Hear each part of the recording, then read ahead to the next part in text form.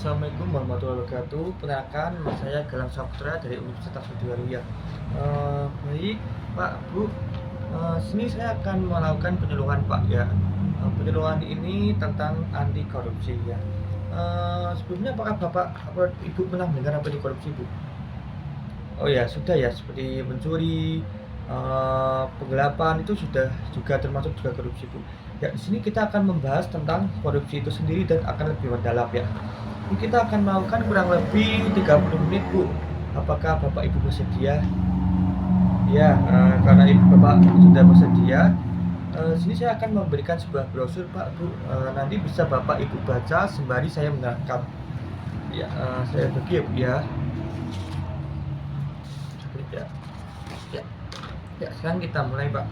Nah, yang pertama kita lihat judulnya dulu. Judulnya adalah jauhi korupsi, ya. Yang ya, jadi yang pertama yang atas sendiri, Pak. Mari kita baca sama-sama ya, Pak ya. Kata korupsi berasal dari bahasa Latin atau corruption atau corruptus yang artinya memiliki arti beragam, Pak, yakni tindakan merusak atau menghancurkan. Jadi dari kata itu sudah mencerminkan bahwa korupsi itu tidak baik ya, Pak ya. Dan di dalam korupsi itu dasarnya ada 5 komponen ya. Yang pertama, ada korupsi adalah satu perilaku. Yang kedua, adanya penyalahgunaan wewenang atau kekuasaan. Yang ketiga, dilakukan untuk mendapatkan keuntungan pribadi atau kelompok. Yang keempat, melanggar hukum atau menyimpang dari norma dan moral. Yang terakhir adalah terjadi atau dilakukan di lembaga pemerintahan atau swasta. Ya, sampai sini ada yang mau ditanyakan, Pak, Bu? Oh iya. Sekarang kita lanjut ya, Bu ya. Yang bawahnya lagi atau yang bawahnya gambar menolak uang ya, Pak ya. Itu ada jenis-jenis korupsi ya. Yang pertama ada korupsi kecil, jadi sebagai perjanjian atau sejumlah orang kecil. Namanya korupsi kecil berarti orang kecil. Kalau korupsi besar berarti orang besar. Bukan badannya yang besar, Pak, tapi orangnya yang kecil. Oh ya, sama saja, Pak. Yang kedua ada korupsi besar ya. Ini yang kita bahas tadi, korupsi besar yang mempengaruhi pemerintah atau skala besar. Jadi skalanya itu banyak, Pak. Jadi nggak cuma di yang kecil-kecil kayak yang pertama tadi, khususnya di pemerintahan pusat atau pemerintahan yang tinggi-tinggi ya, Pak ya. Yang ketiga ada korupsi sistemik atau korupsi yang begitu umum hingga menjadi bagian dari struktur masyarakat sehari-hari. Ya, seperti korupsi sistemik ini seperti kita ke balai desa untuk mengurus sebuah KK ya. Dan situ artinya tidak ada pemungutan biaya, Pak, karena untuk mempercepat kita harus membayar. Itu salah satu korupsi sistemik. Yang bawahnya lagi, Pak, ada faktor yang menyebabkan terjadinya korupsi. Ya, di sini ada 2 faktor. Yang pertama faktor internal yang dari dalam diri manusia, Pak. Yang pertama ada tamak, yaitu ada sifat yang tidak baik, yaitu adalah tamak. Yang kedua tidak kuat menghadapi godaan. Yang ketiga ekspektasi hidup tinggi, tidak mau atau malas bekerja. Yang keempat, yang kelima ingin cepat kaya. Jadi kita ingin cepat kaya tapi tidak mau bekerja. Ya, itu satu-satunya jalan, yaitu adalah korupsi. Makanya kita harus semangat bekerja.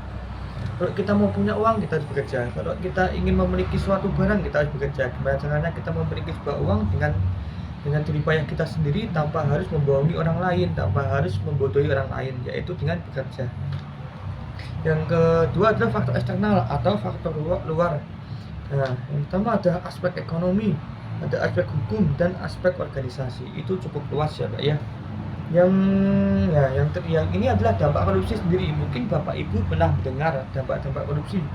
Yang pertama ada dampak ekonomi, yang kedua dampak politik, dampak sosial, dampak budaya, dampak teknologi, dan dampak hukum. Nah, yang terakhir adalah solusinya. Nah, ini kita bisa terapkan kepada semua masyarakat, ya, khususnya untuk masyarakat Indonesia. Yang pertama adalah peningkatan kesejahteraan aparat penegak hukum. Yang kedua, menghukum yang efektif dan bergerak yang berefek jerah. Jadi menghukum tidak cuma kita kasih hukuman yang tidak membuat efek jerah ya. Seperti mungkin misal saya jadi presiden ya, Pak, Bu, saya akan menghukum orang-orang yang korupsi dengan hukuman gantung mungkin ya, siapa tahu aja ya, Bu ya, aminkan, amin. Yang kedua ada insentif bagi aparat dan lembaga berhasil menangkap korupsi. Seperti kita sebagai aparat menangkap orang korupsi itu sebaiknya diberikan sebuah apresiasi atau sebuah hadiah untuk penangkap korupsi, agar semua orang bisa bisa bermotivasi untuk tidak korupsi dan untuk menangkap korupsi.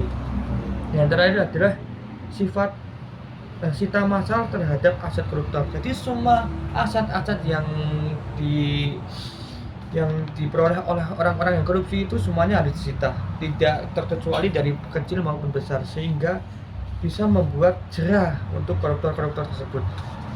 Ya, sepertinya sudah cukup jelas ya Pak Bu.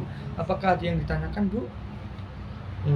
Karena Bapak Ibu sudah jelas, dan jika ada yang ditanyakan, Bapak Ibu sudah mendapatkan brosur, sehingga Bapak Ibu bisa membaca kembali untuk bisa lebih paham lagi Pak. Terima kasih atas perhatiannya Pak Bu.